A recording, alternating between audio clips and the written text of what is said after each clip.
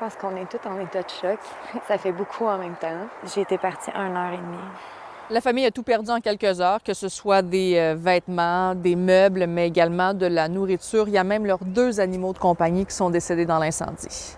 Tu regardes toutes tes choses partir en fumée, puis t'as pas le contrôle là-dessus. Il y a des amis qui m'ont prêté du linge. Dans le fond, Josiane, Chloé et moi, on a un groupe ensemble. Puis on a reçu le message hier soir. Il était à peu près 9h30. Puis tu sais, on se sent impuissant un peu en même temps, j'ai envie de dire. Tu sais, tu fais quoi? Je peux pas lui ramener sa maison, mais je peux lui accorder un peu de support moral. Je peux l'amener magasiner des sous-vêtements. Je peux pas me mettre à sa place parce que je suis pas à sa place, mais je peux imaginer que c'est pas facile. Puis je veux...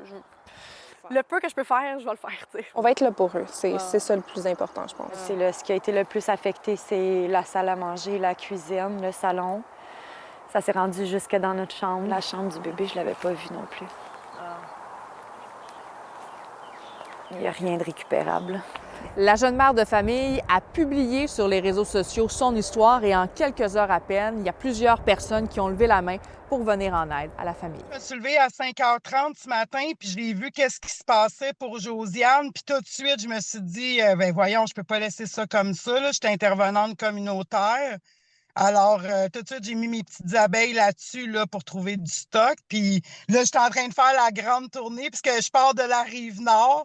Laval, Mirabel. Après ça, j'ai arrêté à Bois-des-Filions, Pointe-aux-Trembles, Rivière-des-Prairies. Là, je suis encore, tu sais, je suis dans l'est de Montréal, sur Hochelaga, pour aller passer le tunnel. C'est sûr que ça fait chaud au cœur. Honnêtement, tu te sens seul au monde, mais t'es pas seul au monde. C'est un mélange de tout, de se sentir comme vulnérable et impuissant dans ce qui nous arrive, mais de savoir qu'il y a beaucoup de gens qui sont là en arrière de nous pour nous backer, de voir la communauté comme qui s'unit en arrière de nous, ça fait vraiment chaud au cœur.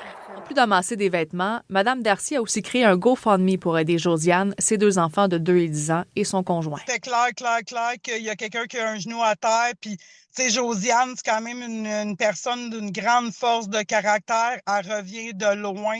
C'est toute ta vie pour que ça finisse comme ça, puis on va recommencer.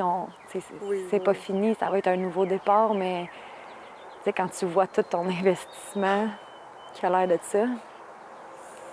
ça fait mal au cœur. La prochaine maison, ce soit notre nouveau départ officiel, puis qu'après ça, on soit tranquille pour vrai.